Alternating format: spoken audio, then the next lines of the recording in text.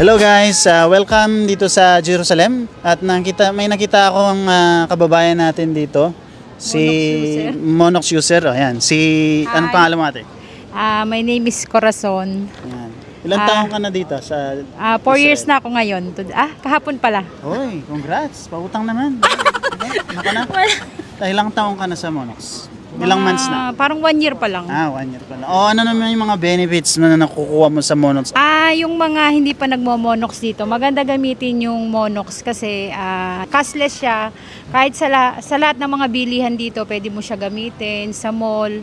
Kahit sa mga Pinoy store na nagagamit ko siya. Sa pagpapadala, easy. Kasi sa phone ko na lang ginagamit eh. Nasa bahay ka na Tapos lang. nagamit ko din siya sa Pilipinas. Nung umuwi ka? Nung umuwi ako, nung nagbakasyon ako.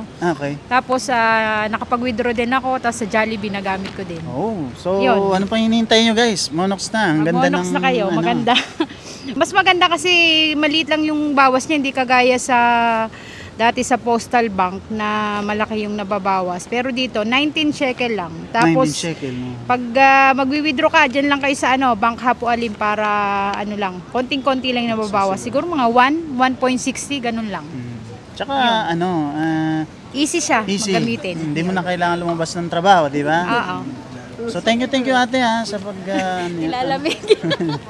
lamig dito sa Jerusalem. Bukas kasi yung zipper kaya natatawa. Pero ikat mo na lang. Ikat ko na lang.